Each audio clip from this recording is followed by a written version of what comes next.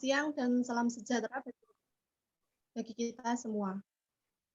Kepada yang terhormat Bapak Pramudia SPD MPD dan teman-teman yang saya banggakan. Izinkan kami dari kelompok 6 akan mempresentasikan materi terkait konsep dasar dan mekanisme pengembangan keprofesian berkelanjutan.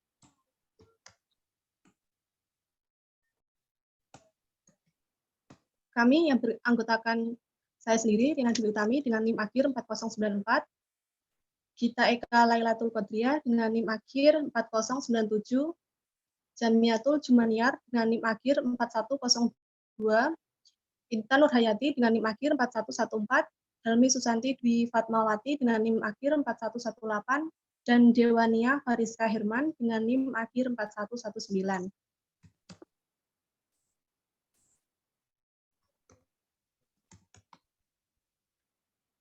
Cakupan materi yang akan kami bahas, yang pertama dengan pengertian profesi keberkelanjutan dan tujuan profesi keberlanjutan, manfaat profesi keberlanjutan, macam dan jenis profesi keberlanjutan, prinsip profesi keberlanjutan, dan mekanisme profesi keberlanjutan.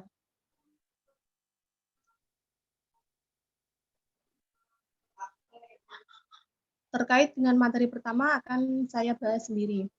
Pengertian pengembangan keprofesian berkelanjutan adalah pengembangan kompetensi guru yang dilaksanakan sesuai dengan kebutuhan. Dilakukan secara bertahap dan berkelanjutan untuk meningkatkan profesionalitas guru dengan ruang lingkup meliputi perencanaan, pelaksanaan, evaluasi, dan refleksi yang didesain untuk meningkatkan karakteristik pengetahuan, pemahaman, dan keterampilan. Sedangkan dalam pasal 1 ayat 5, Undang-Undang Nomor 16 Tahun 2009 disebutkan bahwa pengertian dari pengembangan keprofesian berkelanjutan adalah pengembangan kompetensi guru yang dilaksanakan sesuai dengan kebutuhan, bertahap, berkelanjutan untuk meningkatkan profesionalisanya. Sehingga dapat disimpulkan bahwa PKB adalah suatu proses peningkatan kualitas guru yang terarah dan sistematis sesuai dengan aturan yang ada, yang berguna untuk peningkatan kompetensinya. Materi selanjutnya akan disampaikan oleh Helmi. Kepada Helmi, dipersilakan. Baik, selanjutnya saya akan menjelaskan yaitu tentang tujuan dari pengembangan keprofesian berkelanjutan. Pengembangan keprofesian berkelanjutan memiliki dua tujuan, yaitu tujuan umum dan tujuan khusus. Tujuan umum dari PKB yaitu bagi guru untuk meningkatkan kualitas layanan pendidikan di sekolah dalam meningkatkan mutu pendidikan. Next. Sedangkan tujuan khususnya yaitu yang pertama memfasilitasi guru dalam mencapai standar kompetensi profesi yang sudah ditetapkan. Yang kedua, memfasilitasi guru dalam memutakhirkan kompetensi yang dimiliki sekarang. Dan yang ketiga itu memotivasi guru agar tetap mempunyai komitmen untuk melaksanakan tugas pokok dan fungsi sebagai tenaga profesional. Dan yang keempat yaitu mengangkat citra, harkat, martabat profesi guru, serta rasa hormat kebanggaan kepada penyandang profesi guru.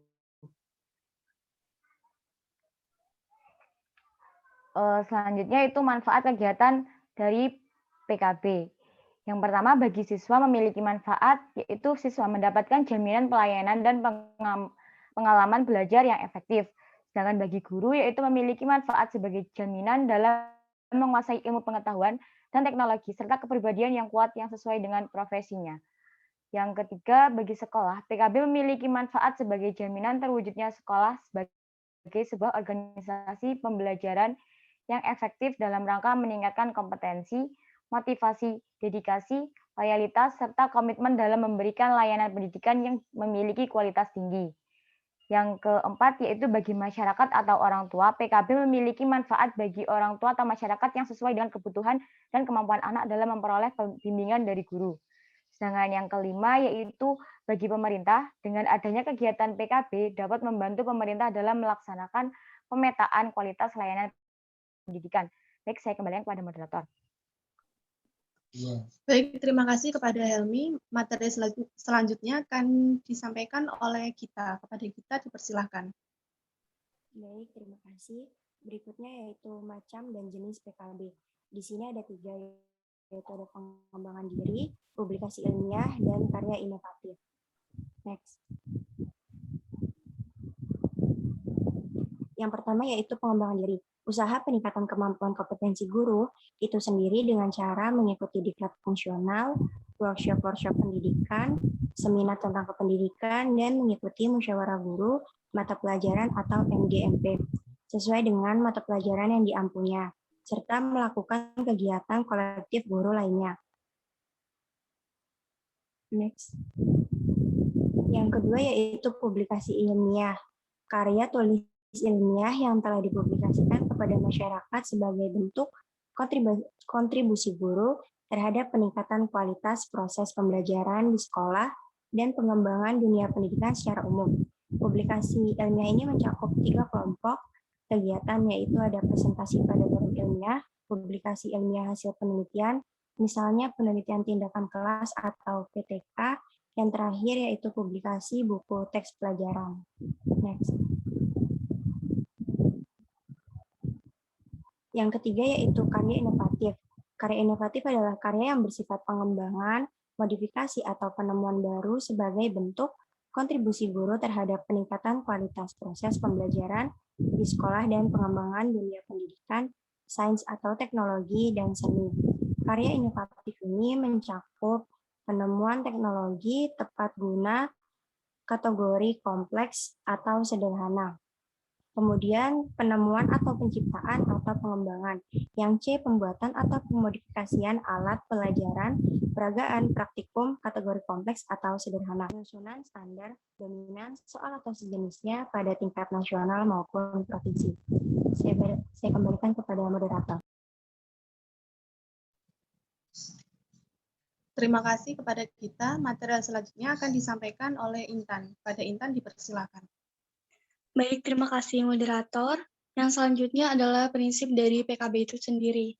Prinsip PKB ada 9. Yang pertama, PKB guru harus fokus kepada keberhasilan peserta didik atau berbasis hasil belajar dari peserta didik itu sendiri. Yang kedua, setiap guru berhak mendapatkan kesempatan untuk mengembangkan diri yang perlu diimplementasikan secara teratur, sistematis, dan berkelanjutan untuk menghindari kemungkinan pengalokasian kesempatan pengembangan yang tidak merata. Proses penyusunan program PKB guru harus dimulai dari sekolah itu sendiri. Yang ketiga, sekolah wajib menyediakan kesempatan kepada setiap guru untuk mengikuti program PKB guru dengan minimal jumlah jam per tahun sesuai dengan yang telah ditetapkan dalam Peraturan Menteri Negara Pemberdayaan Aparatur Negara dan Reformasi Birokrasi Nomor 16 Tahun 2009. Bahwasanya Dinas Pendidikan Kabupaten atau kota dan atau sekolah berhak menambah alokasi waktu jika dirasakan perlu. Yang keempat, bagi guru yang tidak memperlihatkan peningkatan setelah diberi kesempatan untuk mengikuti program PKB guru sesuai dengan kebutuhannya, maka dimungkinkan diberikan sanksi sesuai dengan ketentuan perundang-undangan yang ada. Sanksi tersebut tidak berlaku bagi guru jika sekolah tidak dapat memenuhi kebutuhan guru untuk melaksanakan program PKB guru. Yang kelima, cakupan materi guru untuk kegiatan PKB sendiri harus terfokus pada pembelajaran peserta didik, kaya dengan materi akademik, proses pembelajaran, penelitian pendidikan terkini dan teknologi dan atau seni, serta menggunakan pekerjaan dan data peserta didik untuk meningkatkan kualitas pembelajaran. Yang keenam, proses PKB guru harus dimulai dari guru itu sendiri. Oleh karena itu, untuk mencapai tujuan dari PKB ini, kegiatan pengembangan harus melibatkan guru secara aktif sehingga betul-betul terjadi perubahan pada dirinya, baik dalam penguasaan materi, pemahaman konteks, keterampilan, dan lain-lain sesuai dengan tujuan peningkatan kualitas layanan pendidikan yang ada di sekolah. Yang ketujuh, PKB guru harus berkontribusi maksudnya untuk mewujudkan visi, misi, dan nilai-nilai yang berlaku di sekolah dan atau kabupaten atau kota. Oleh karena itu, kegiatan PKB guru harus menjadi bagian terintegrasi dari rencana pengembangan sekolah dan atau kabupaten atau kota dalam melaksanakan peningkatan mutu pendidikan yang disetujui bersama antar sekolah, orang tua, dan masyarakat. Yang kedelapan, Sedapat mungkin kegiatan PKB guru ini dilaksanakan di sekolah atau dengan sekolah di sekitarnya. Hal ini bertujuan untuk menjaga relevansi kegiatan dan juga untuk mengurangi dampak negatif pada lingkungan yang disebabkan jika guru dalam jumlah besar berpergian ke tempat yang lain. Yang terakhir atau yang kesembilan, PKB guru harus mendorong pengakuan profesi guru menjadi lapangan pekerjaan yang bermartabat dan memiliki makna bagi masyarakat dalam pencerdasan bangsa, dan sekaligus mendukung perubahan khusus di dalam praktik-praktik dan pengembangan karir guru yang lebih objektif, transparan, dan akuntabel. Sekian dari saya, kurang lebihnya mohon maaf, saya kembalikan kepada moderator. Terima kasih. Baik, terima kasih kepada Intan. Materi selanjutnya akan dibawa oleh Nia. Kepada Nia dipersilakan. Sebelumnya, terima kasih moderator. Materi berikutnya yaitu mekanisme pelaksanaan PKB. Tahap yang pertama yaitu setiap awal tahun, semua guru wajib melakukan evaluasi diri untuk merefleksikan kegiatan yang telah dilakukan pada tahun ajaran sebelumnya. Evaluasi diri ini merupakan dasar bagi seorang guru untuk menyusun rencana kegiatan pengembangan keprofesian yang akan dilakukan pada tahun tersebut. Bagi guru yang mengajar pada lebih dari satu sekolah, maka kegiatan evaluasi diri dilakukan di sekolah induknya. Evaluasi diri ini dilakukan dengan mengisi format 1 sebagai berikut.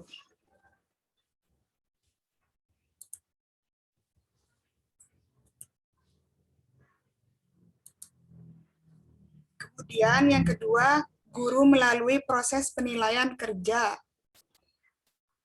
di mana hasil evaluasi diri guru yang dilengkapi dengan dokumen pendukung antara lain perangkat pembelajaran yang telah disiapkan oleh guru yang bersangkutan.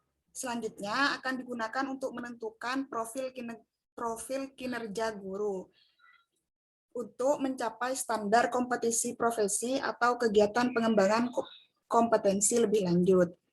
Kemudian tahap 3 yaitu melalui konsultasi dengan kepala sekolah. Guru dan koordinator pengembangan keprofesian berkelanjutan membuat perencanaan kegiatan pengembangan keprofesian berkelanjutan menggunakan format 2. Konsultasi ini diperlukan untuk menentukan apakah guru tersebut akan ditempatkan di mana dan dilaksanakan kegiatan pengembangan keprofesian berkelanjutan. Apabila kegiatan pengembangan keprofesian berkelanjutan dilaksanakan di luar sekolah, maka perlu adanya koordinasi dengan NGMP atau KKG dan koordinator pengembangan keprofesian berkelanjutan di tingkat kabupaten atau kota. Kemudian tahap berikutnya yaitu tahap 4, koordinator pengembangan keprofesian berkelanjutan tingkat sekolah bersama dengan kepala sekolah menetapkan dan menyetujui rencana final kegiatan pengembangan keprofesian berkelanjutan bagi guru. Kemudian tahap 5, guru akan menerima rencana pengembangan keprofesian berkelanjutan yang mencangkup kegiatan yang akan dilakukan di dalam atau di luar sekolah. Kemudian tahap 6, guru selanjutnya melaksanakan kegiatan pengembangan keprofesian berkelanjutan yang telah direncanakan baik di dalam atau di luar sekolah, dan menjalankan program PKB sepanjang tahun. Kemudian tahap yang ketujuh yaitu setelah mengikuti program pengembangan keprofesian berkelanjutan, guru wajib mengikuti penilaian kinerja guru di akhir semester. Kemudian hasil penilaian ini akan dikonversi ke perolehan angka kredit. Kemudian gabungan angka kredit ini akan diperhitungkan untuk kenaikan pangkat dan jabatan. Kemudian tahap akhir, yaitu di akhir semester. Semua guru dan koordinator pengembangan keprofesian berkelanjutan tingkat sekolah akan melakukan refleksi. Apakah kegiatan pengembangan keprofesian berkelanjutan yang telah diikutinya benar-benar bermanfaat dan bisa meningkatkan kompetisi guru dalam melaksanakan pembelajarannya. Berikut ini contoh dari format 3. Terima kasih, saya kembalikan pada moderator. Baik, sekian presentasi dari kami. Dipersilakan bagi teman-teman ingin bertanya untuk menuliskan pertanyaannya di room chat.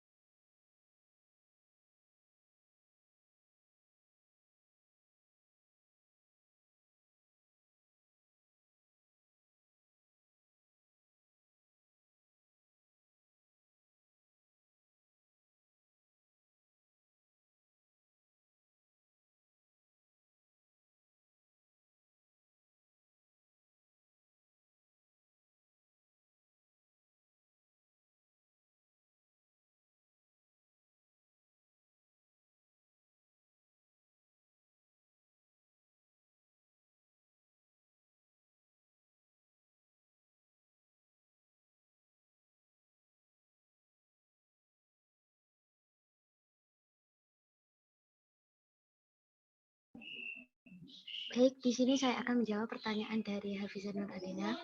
Pertanyaannya, bagaimana cara PKB dalam mewujudkan manfaat bagi orang tua atau masyarakat? Menurut kelompok kami, cara PKB mewujudkan manfaatnya bagi masyarakat atau orang tua, yaitu dengan menghasilkan tenaga kerja guru yang profesional sehingga masyarakat atau orang tua bisa memperoleh jaminan bahwa anak mereka mendapatkan layanan pendidikan yang berkualitas dan pengalaman belajar yang efektif dari seorang tenaga pengajar yang profesional. Apakah jawabannya bisa diterima?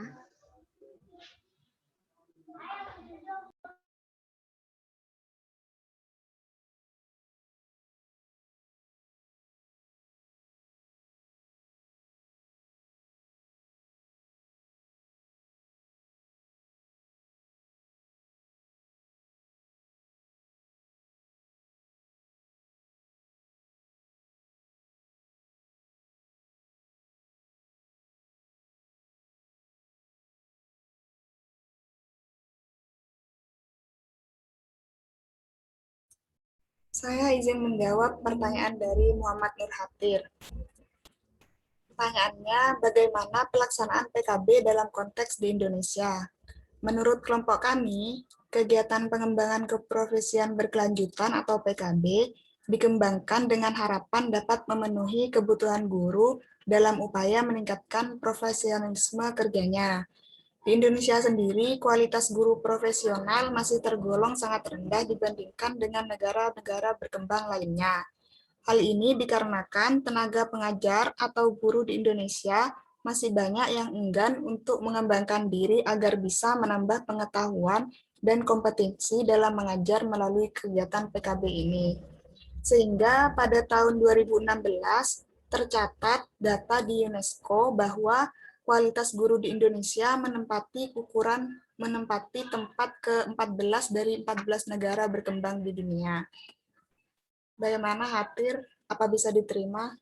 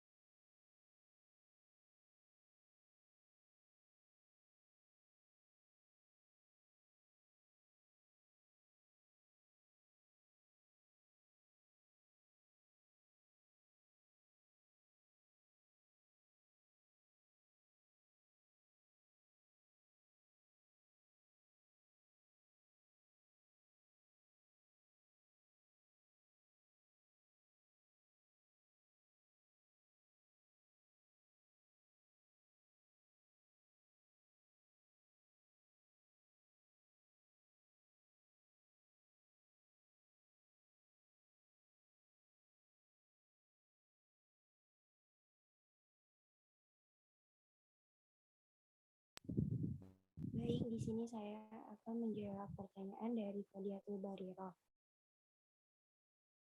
Salah satu manfaat dari PKB terhadap siswa, yaitu siswa mendapatkan layanan. Kecil ya.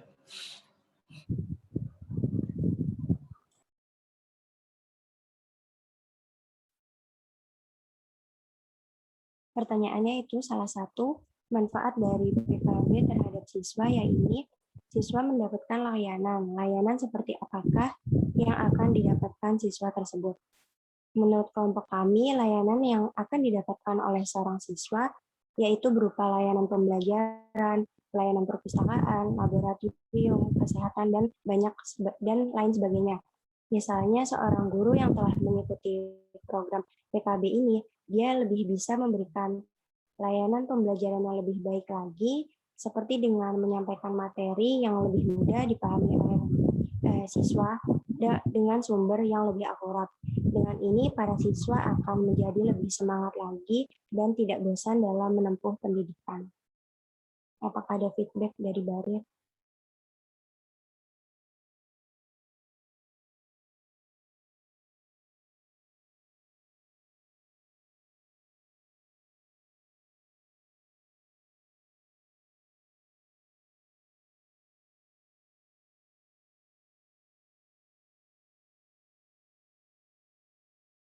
Baik, sama-sama Barir.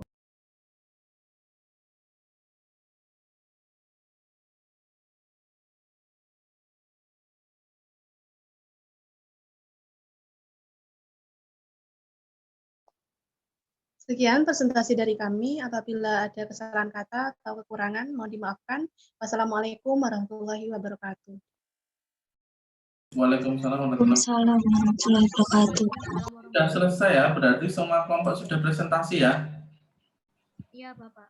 Baik, pertemuan ke depan berarti tinggal UAS ya.